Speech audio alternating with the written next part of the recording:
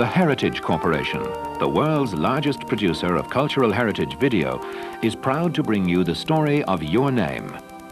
It's a story that has been prepared by a team of dedicated professionals, experts in genealogy, heraldry, and history. It's the proud story of your unique Irish heritage. At the end of this video, we'll give you helpful information about touring Ireland. We'll give you a list of our extensive range of name videos, not only Irish, but Scottish and Welsh too. And we'll show you some other attractive gifts that are specific to Irish family names. But for now, sit back and relax as the Heritage Corporation takes you on a very special journey into your past.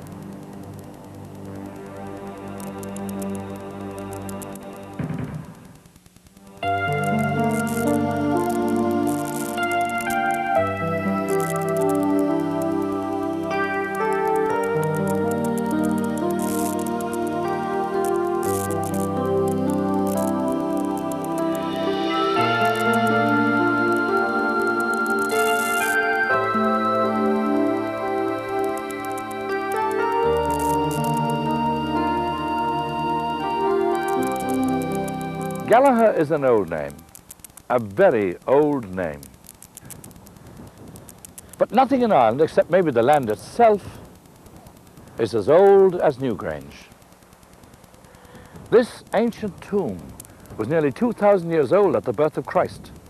For 5,000 years it has witnessed the arrival of the many and varied peoples who came to our shores. And sadly too has seen the departure of millions of Irish men and women who today are scattered all over the world.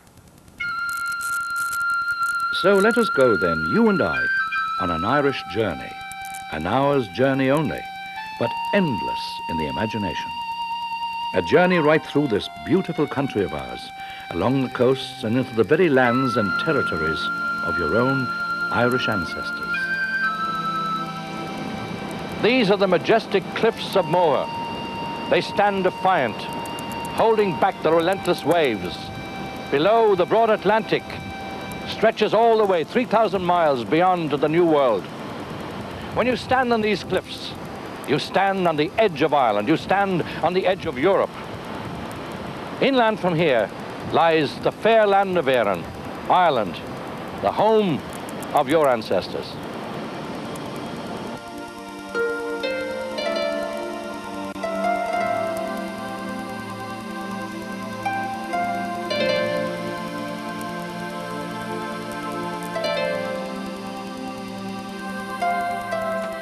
This is the story of your great Gallagher heritage, a story which will take you on a journey back to discover the ancient land of Donegal, homeland to a people known as the Cenél Conaill, the earliest ancestors of the Gallaghers, the story of the great Gallagher victory over the Norman invaders in the 12th century and of their tragic defeat at the hands of Murtagh O'Connor. We will hear too of Anne Gallagher, who set sail for America in the 19th century, and through her discover how you can start the search for your own ancestors. A search which will reveal the spirit of courage and fortitude that is the Gallagher heritage. A spirit and a heritage which have seen the name survive for nearly 1,000 years.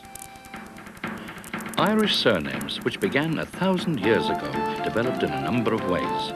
If a family took their father's name, they became known as Mac, like McCarthy, because Mac means the son of.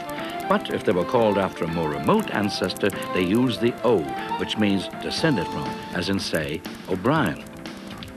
Meanwhile, the Normans often used Fitz instead of O or Mac, as in Fitzgerald, son of Gerald, Or you could be called after the job you did, as in Smith, or the place you came from, as in Welsh, from Wales.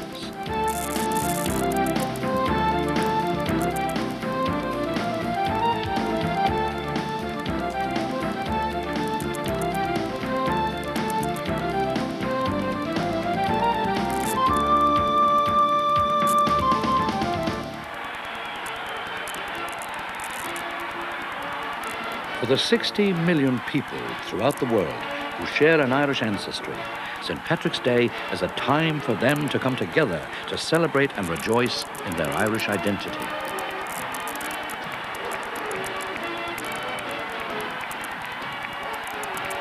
Although your own family may have left these shores and settled in new lands, it is still possible to trace your ancestors back to their original homelands. Tom Lindert, one of Ireland's leading authorities on genealogy, has some useful advice. Well, it's very important that if someone's interested in doing your genealogy, that you get all your background information in your home country first. Don't just try to jump straight over to Ireland. The first thing is to get a person that you know the most about from Ireland, be it an ancestor, their name, a date to put them in history, be it a birth date, marriage date, or death date, and then a locality, narrow that down as much as possible, be it a county or a townland. But make sure you have the information together to begin with, and then make the next step over to do research in Ireland. Once you have located an ancestor and have some idea of where they originally came from in Ireland, the records which will allow you to trace your family history are, by and large, available to you. The first place to go to is the National Archives at the Four Courts in Dublin. Documents kept here, such as Griffith's land valuations of the 19th century and the the Plotman books, are invaluable in the search for your ancestors. If we take the case of a namesake of yours, we can illustrate exactly how these documents can help you. Let's look, for example, at the case of Anne Gallagher. We know that Anne left Ireland in 1890 for America, where she eventually married. We also know that the name Gallagher at that time was most common in the counties of Donegal, Mayo and Sligo. At the Four Courts, we searched Griffith's valuations and found Anne's family in Gallchobhar, Achonry Parish, County Sligo. Once we had located Anne in Achonry, we found in the Catholic parish church that Anne was baptized there on the 30th of December 1874, the daughter of Patrick Gallagher and Bridget Walsh of Gallchobhar, County Sligo. With this knowledge, it is possible to trace the history of Anne's family. So you see, all you need are the basic details about an ancestor, and the quest for information on your family roots can begin. The search for your ancestors is becoming easier all the time, thanks to a recent initiative called the Irish Genealogical Project. This is the Clare Heritage Centre in Corofin. The centre is at the very heart of a new and exciting development. The official surviving records relating to family history and genealogy are being collected throughout the county. They're being brought here and then put on computer. But Corofin's not alone in this. Many other heritage centres have opened up all over Ireland, so that no matter where your family comes from, you should now be able to get an accurate record of your family history.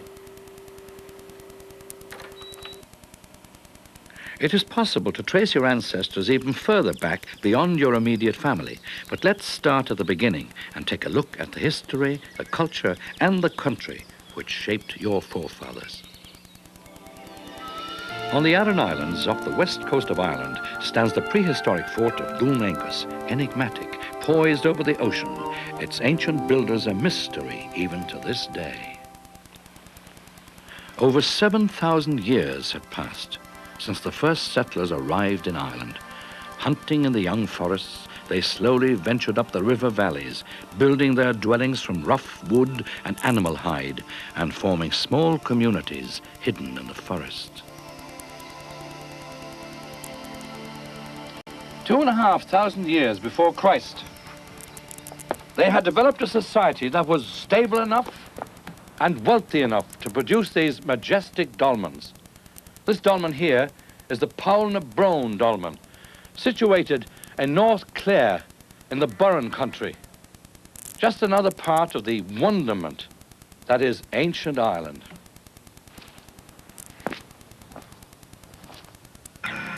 They built mysterious circles of standing stones.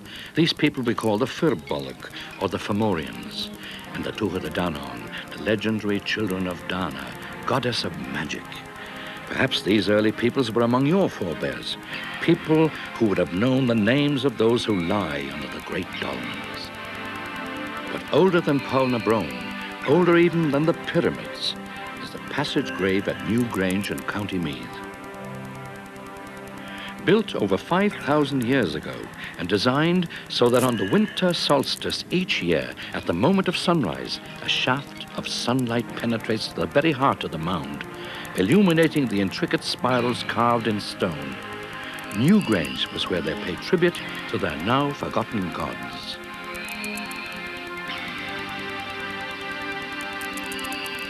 These people were superb craftsmen in stone, but a new material was sweeping across Europe from Asia Minor.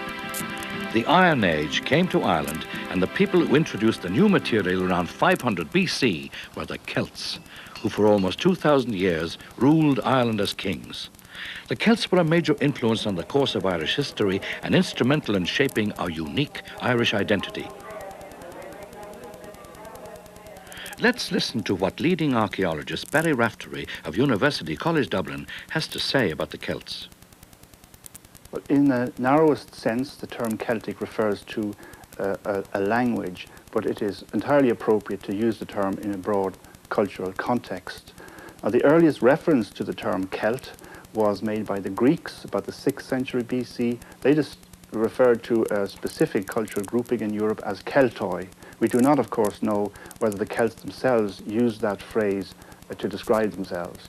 Now, in archaeological terms, the Celtic culture begins about 700 BC in Europe, continues until it was destroyed by the Romans around about the birth of Christ. And archaeologists have divided this culture into two broad phases, named after two major find spots in Europe: an earlier phase, which is called the Hallstatt culture, and a later phase, which is called the Latin culture. This is the Latin Celts who are best exemplified in the archaeological record. There are very serious problems of archaeological interpretation.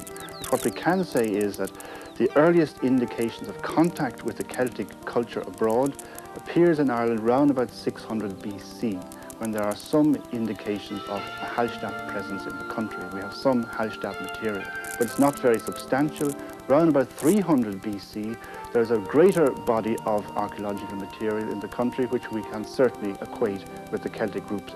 In many ways, it displays native Irish idiosyncrasies which set it apart from the material in the Latin areas outside the country.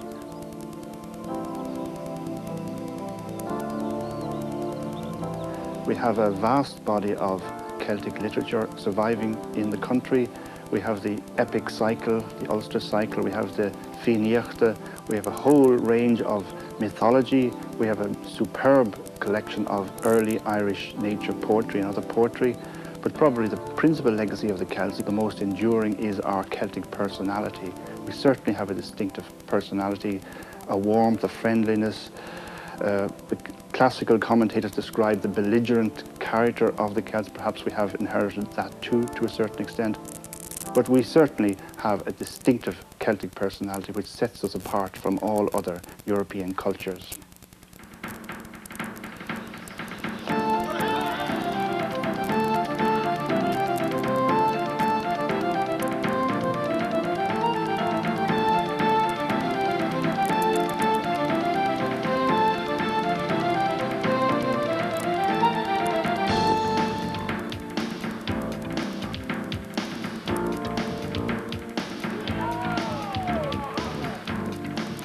A small island on the edge of Europe, the island of your ancestors was divided up between a number of major Celtic clans. In the south, in what is now Munster, were the Oinocht and the Dalcash. In Connacht, to the west, were the Ibrin. In the province of Leinster were the Hinslig, and to the north, in Ulster, were the Nail. These clans were in time joined by the great Viking and Norman families. It was from the Cenél of Ulster that the name of Gallagher first originated.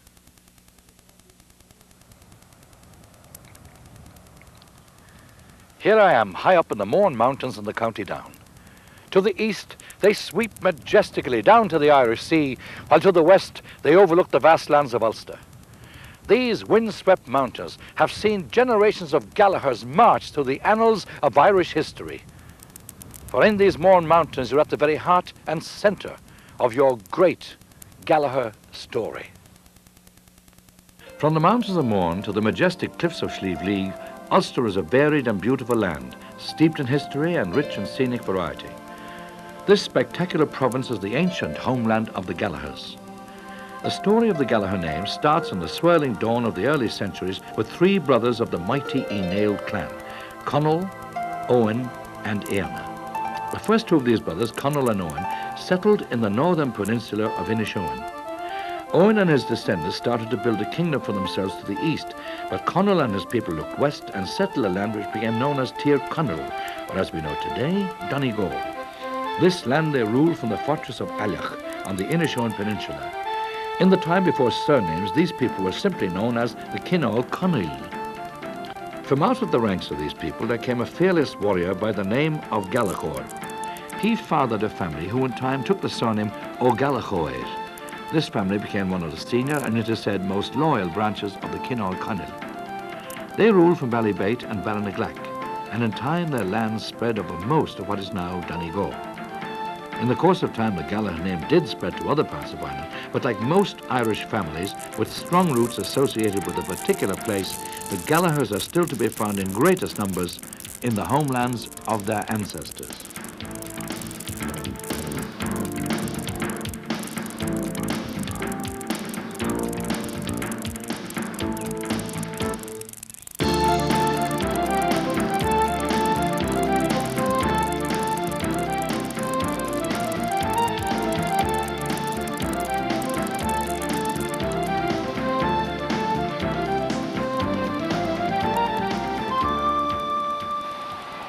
Hurling, Ireland's national sport, is reminiscent of the time when the great clans of Ireland battled for land power and the High Kingship.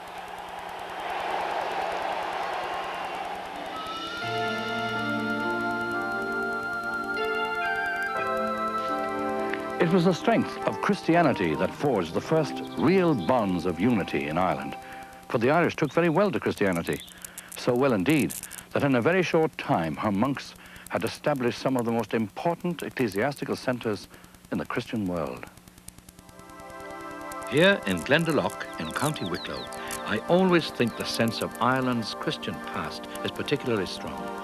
There had been small settlements of monks scattered along the Irish coast for some time, but it took St. Patrick to bring together the old religion of the Celts and the new Christianity. This new Irish Christianity turned out to be a powerful crusading force. With the collapse of the Roman Empire, Europe was once more plunged into the Dark Ages. And strangely enough, that's what gave us, I think, our first emigrants, the young Irish monks who left their Irish monasteries and brought the flame of Christianity back into that pagan continent. At home in Ireland, the monks built the unique round towers, originally as bell towers, and then later used them for keeping safe their priceless chalices and manuscripts. In their workrooms, the monks channeled their passionate Celtic sensitivity into glowing colour and intricate artwork. And certainly, the greatest and most beautiful of the manuscripts is the Book of Kells, now in the library of Trinity College, Dublin.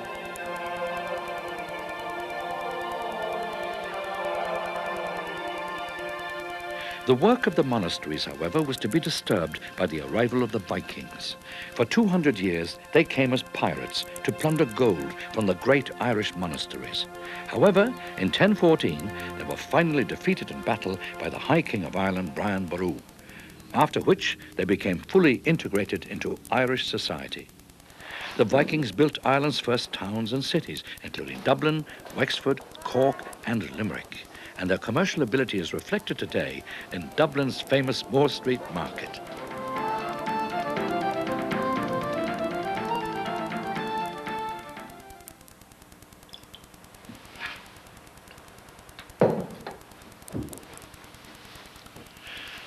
The Vikings left an indelible impression on the Irish. Their decline, coupled with the death of Brian Boru, meant that the High Kingship of Ireland was, so to speak, up for grabs.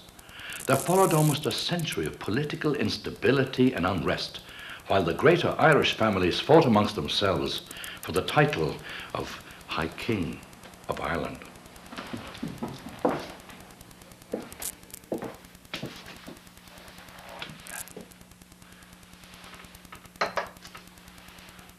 It was an eventful century in the history of the Gallagher family. They were of the Cenél Conaill, the same as the O'Donnells of Donegal, who had long been excluded from the kingship of Ulster. In the unruly times that followed, the Gallaghers took every opportunity to advance themselves by allying themselves sometimes with the Ullaid of West Ulster and other times with the mighty O'Connors of Connacht.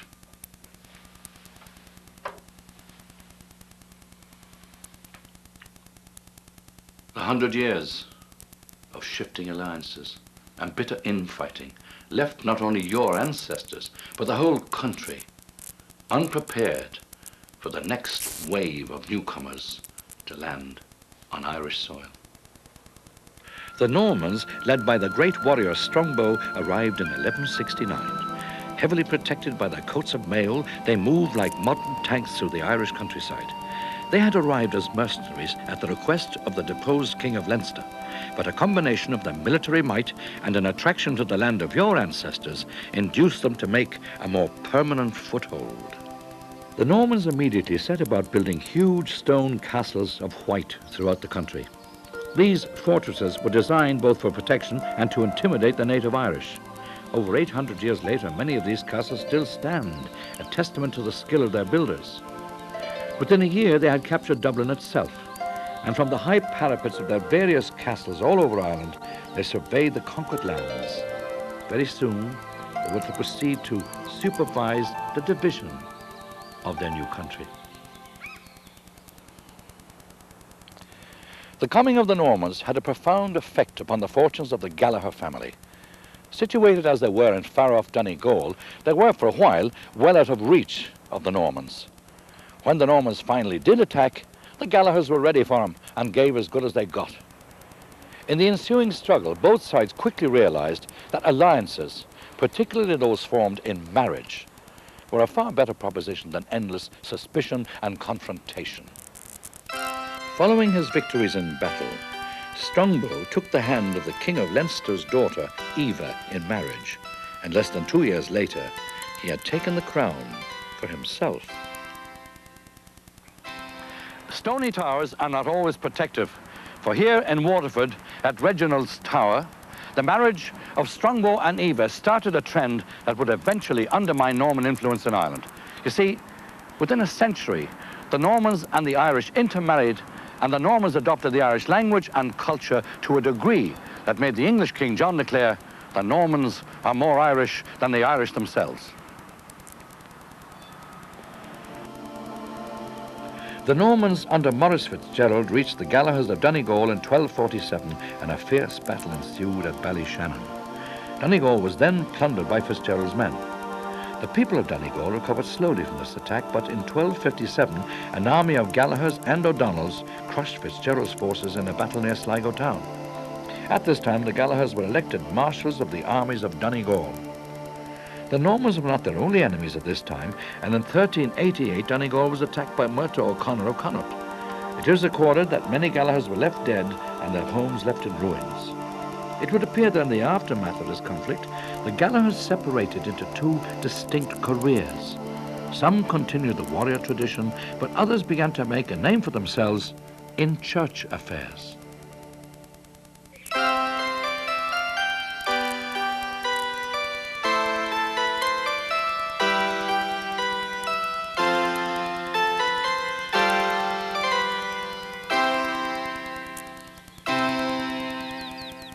Here at Bunratty Castle, the vibrant atmosphere of that period can be experienced in a banquet that is faithfully recreated using historical records from the time.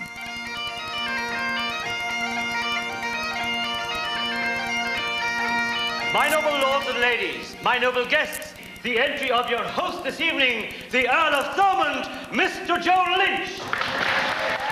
food and drink in the old style, music and song.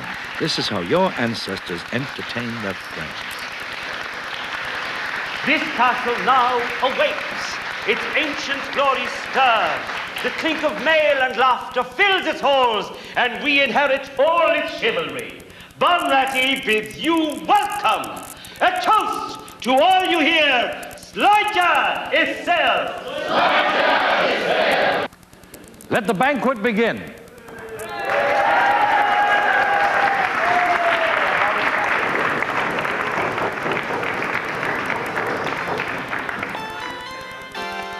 In 1466, Lawrence Gallagher, described as a less than holy man, became Bishop of Raphoe. The diocese was subsequently held by 7 members of his family in the years that followed. The Gallagher churchmen were not overly popular. In 1502, Arthur Gallagher and John O'Loiste both claimed authority over the abbey at Esrua. The dispute was unresolved, and they both died, strangely enough, on the same day.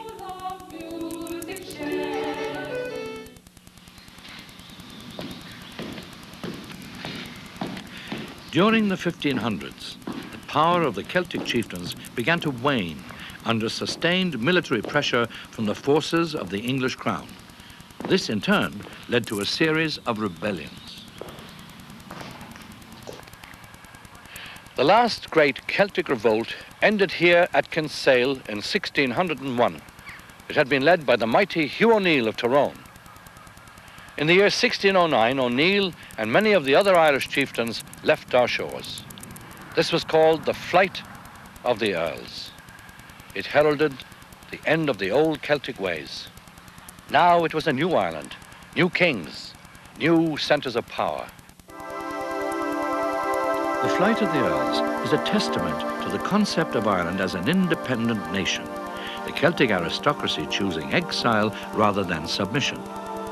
To consolidate their power in Ireland, the new rulers sent out clerks to record the names of Ireland.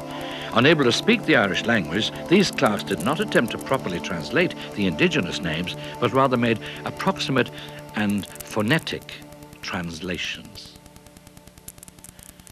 As you travel through Ireland today, you will notice how the signposts carry evidence of that name-changing process which began so long ago. For example, Báile an Mhuircheig, meaning the town of the Murphys, became Ballymurphy. Castlán y Conaill simply became Castle Conaill.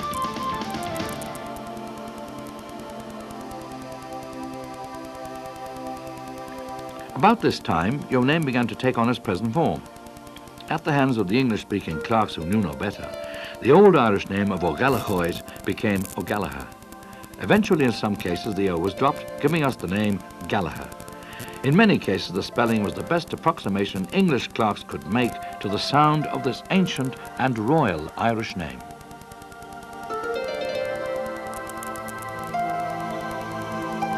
The essential Irish culture, however, remains strong and vibrant, and despite continued assault, it has remained so to this day.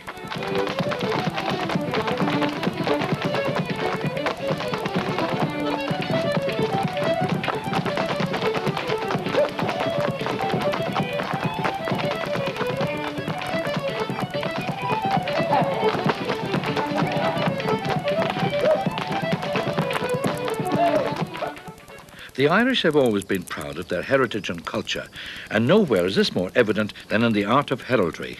And here to tell you more about that is the former Chief Herald of Ireland, Gerard Slevin. Heraldry had its origin in the fact that the knight in medieval times, going into warfare, was completely encased in armour, including his head. So there was no means of knowing who he was. So it became the practice to paint on his shield certain emblems or signs or symbols as a means of identification.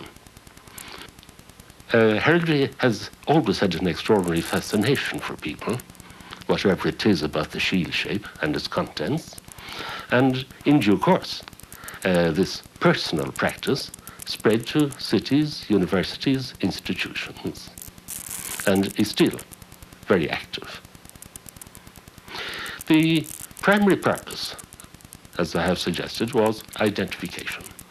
And I suppose that is still the essential purpose of hereditary, is personal or institutional identification. Your coat of arms is a window to your heritage. Each part is full of stories and secrets. The shield is said to be coloured argent, that is, silver or white.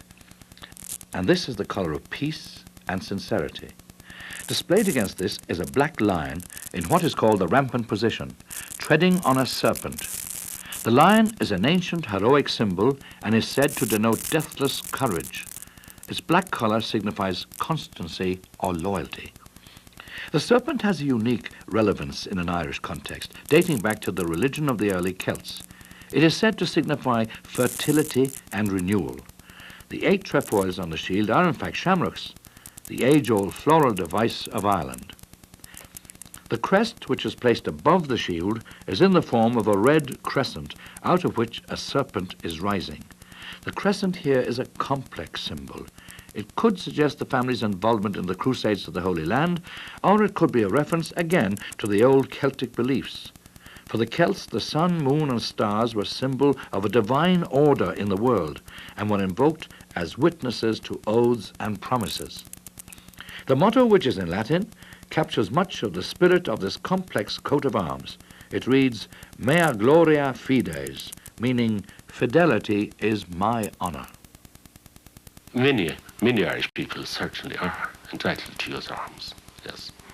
The registers of the office of arms, the genealogical office, as it is now, the office of the Chief Herald, has registers going back many centuries. The 17th century saw England convulsed by 2 civil wars in which Ireland inevitably became involved. The Second War was actually fought entirely on Irish soil between 1688 and 1691 and led to disastrous consequences for the Irish.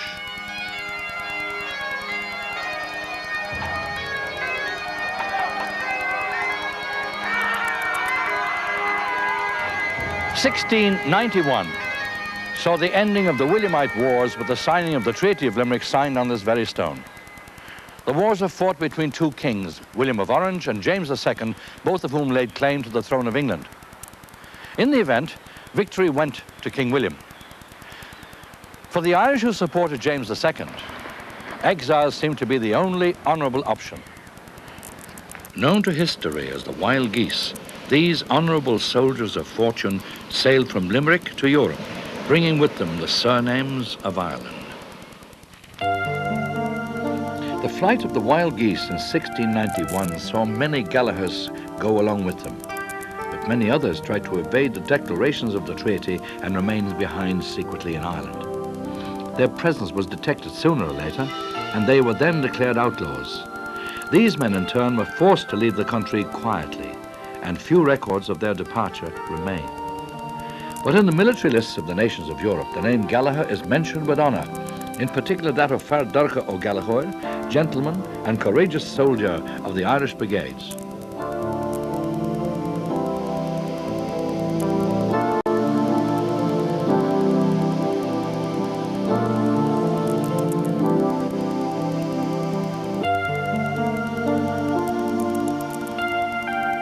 From the days of the early Christian missionaries to the present day, emigration has been an integral part of the history of the Irish people. From this small nation, millions of Irish people have traveled the world over to Europe, Asia, the Americas, Africa, and Australasia. Although many left in search of adventure or to find their fortunes, many others didn't have the choice. In the aftermath of the wild geese, which had seen the best and brightest of their day depart, Ireland was to undergo many changes, the most dramatic of which was the massive transfer of land ownership. As the land changed, so too did the politics. In 1801, the Irish Parliament in Dublin was dissolved, and as the last vestiges of power dwindled, so too did the wealth of the country, and the land sank into poverty. In 1845, a blight arrived. The potato, the staple diet of the Irish people, was totally destroyed. So began the Great Irish Famine. And so too began the greatest migration of the Irish people. Plentiful supplies of foodstuffs were exported to Britain, while the Irish people were faced with emigration in order to survive. A letter written in 1847 captures the sense of devastation. It is early morning as I write this last note before departing. We now join a huge army forced to leave their native land. The heavy morning mist is a fitting curtain for the final scene, the climax of all our strivings against impossible odds. I cannot help but glance back through the pages of our history to the years when Ireland was a beacon of learning and faith whose light spread to all parts of Europe. God grant that those days of glory may someday return. Irish people emigrated in their hundreds of thousands. They set sail from Cove, Liverpool and Belfast. Cramped together on overcrowded ships, rife with hunger and disease, they arrived in Montreal, New York and Boston. In Australia, famine refugees followed those who had been transported there as convicts. Many of these convicts had been expelled from their home country on charges such as stealing bread, others for belonging to revolutionary organizations. Despite their impoverished beginnings, the contribution made by those emigrants to their new countries was enormous. In the building of the modern world, from the late 17th century right up to the present day, the Irish have played a vital part in whatever society or culture they have settled in. Today, people of Irish descent number in excess of 70 million worldwide. The name Gallagher has always held an honorable place in history. People like Father Hugh Gallagher, the 19th century American frontier priest, William Davis Gallagher, the distinguished 19th century American poet, and in this century, the courageous war correspondent James Wes Gallagher. The list of distinguished Gallaghers is constantly growing.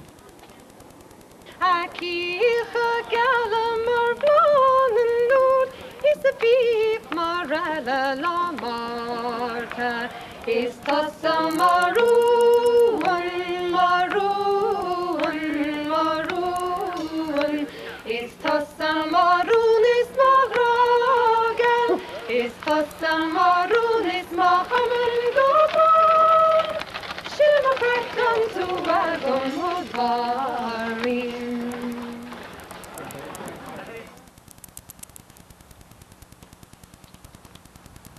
When you come to Ireland, there are many places you will want to go and many things you will want to see. But as a Gallagher, you really must come here to the Blue Stack Mountains, just north of Donegal town, with its views across the vast lands of Tyrconnell. For here is truly the gateway to your Gallagher heritage. From the earliest days of Irish history, the great name of Gallagher has been at the forefront of Irish life. Those Gallaghers who chose exile and emigration brought their traditions of courage with them to their new homes. Across the world, the name of Gallagher is carried with pride.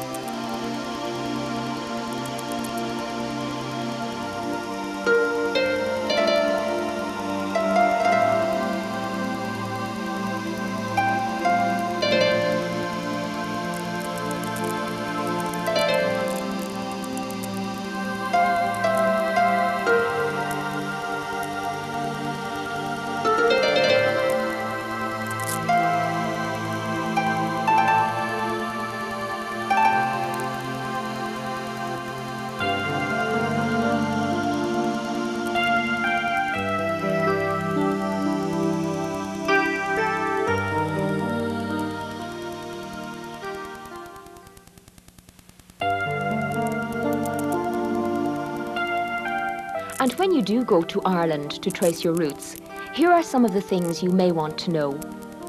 Ireland is only 300 miles long and about 150 miles wide.